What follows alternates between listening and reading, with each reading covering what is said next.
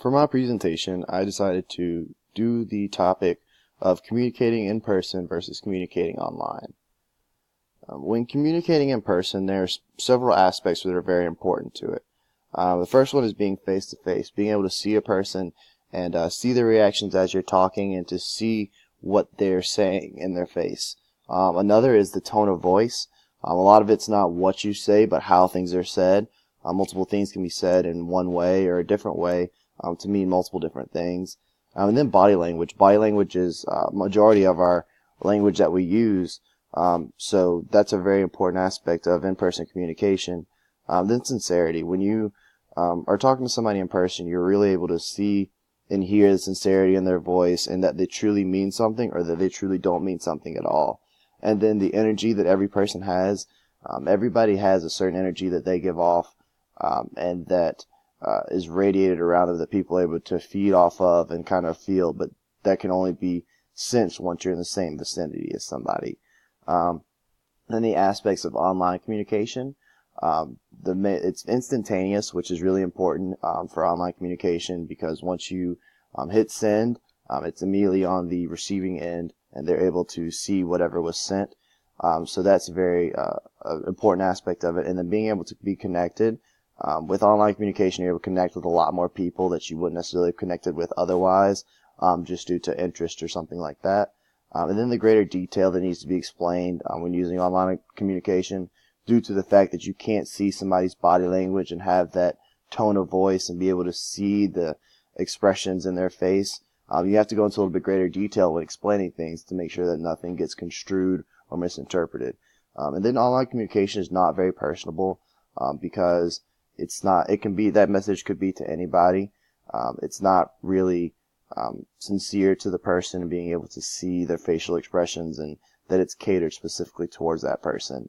And then another aspect of being convenient. That's the biggest thing, especially in today's society, is everything has to be convenient. So having the convenience of the instant communication and not having to go all the way over to somewhere to tell somebody something, just be able to send a small text or email is definitely a major aspect of online communication that's very important. In today's society, you can't really use just one type of communication. In-person communication is good, but you're kind of missing out on a lot of other connections that you might have been able to make just due to the association or interest that you may have put on your online profile or something like that. And then in-person communication is actually fairly time-consuming, just having to get to that person and then tell them whatever you had to tell them when a simple text message could have told them that exact same message.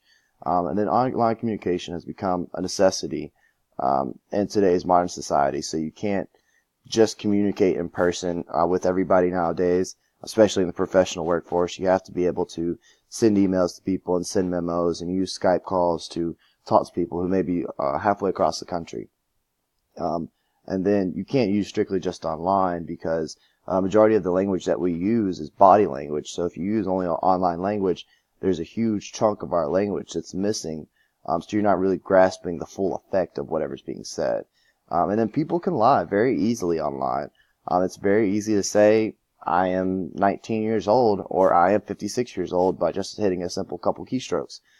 So it's instead of being able to see the sincerity in my face of saying like, I'm 22 and knowing that that's sincere, or me saying that I'm 56 and realizing that that's obviously a lie. And when you're online, you can't really use intuition to infer what's being communicated with people. Somebody might be able to say something and it might be misconstrued a certain way, or it might be sarcastic and might not be perceived that way by others. Socializing has been affected by the brought up of online communication because conversationalism has actually become a dying art. People don't really know how to talk to each other nowadays, especially today's youth. They can't really hold extensive conversations with each other. Most people are so completely absorbed in their phones that they don't even realize most of the world that's going on around them. And then those genuine emotions that you can see in somebody's face when they're telling you something has been lost because it's been replaced by emojis, which are representing fake emotions that people aren't necessarily feeling. And then, once again, lying becomes more frequent because it's so much easier to just hit a couple keystrokes as opposed to trying creating a lie in your head and making somebody believe that through your words. The education and youth has been affected majorly by the online communication, because most students in school actually have laptops, and kids normally just text each other to talk to each other. They don't really know how to communicate with each other anymore. And playing together normally just means playing video games and stuff like that together, but not really outside playing with each other and enjoying fresh air and playing with each other rather than just playing games together. And kids are really awkward nowadays. Once they are online, they can talk for days and days and days, but once they have to look at a person in the eyes and talk to them, they get awkward and don't want to make eye contact, or the face-to-face just doesn't seem quite appropriate. And laziness has just become ever more prevalent because of the convenience of just being able to talk to somebody online rather than go outside and play and make friends and do all those types of things with the convenience of just being able to hit a couple keystrokes. Laziness has just become more prevalent in today's youth. In the professional world, most people communicate through email. So having this online communication makes things a lot more convenient and effective. Instead of having to have hundreds of business meetings with internal and external people, you can just send several emails out to people without having to actually go and see those people in person.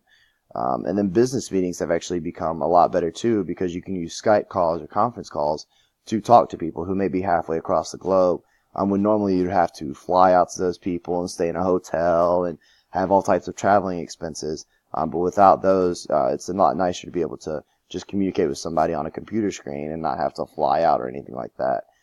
So you're able to work with different people across the globe.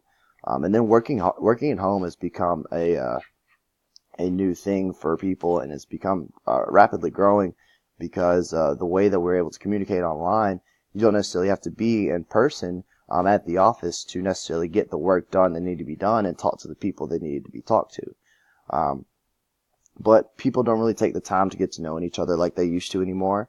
Everything can be instant messaged or emailed, so there's not as much going to get drinks after work or sitting around the water cooler and just talking to each other and shooting the breeze. That's sort of kind of died out with instant messaging and Facebook statuses and all that stuff. Pardon me. And then in-person and online communication, they should be used to complement each other. You can't really just have one or the other exclusively. Instant communication is kind of, if it's small or meaningless, it should be something that should be done online. But if there's anything of any type of importance or significance, it should definitely be done in person. That way people can see the sincerity. And then online communication should be used to expand your network professionally and socially, because you can connect with so many other people through Facebook and LinkedIn and Twitter and all these different things, through similar interests or things like that you would not have previously talked to or connected with before. And to find out who someone is as a person, in-person communication is truly required, because you never really know who someone is until you sit down and talk with them and see what they're saying as they're saying it and see the expressions on their face, because anybody can lie and catfish somebody online. And in conclusion, technology has really changed the way that we communicate nowadays, whether it be school, professional, or just general socializing. But we do need to embrace the technology to enhance our existing communication, just because technology isn't going anywhere, and it's going to become even more prevalent. So we need to embrace it, but not become completely self-absorbed with it. But today you really truly can't have one type of communication without the other. They're both necessary to truly and effectively communicate with others.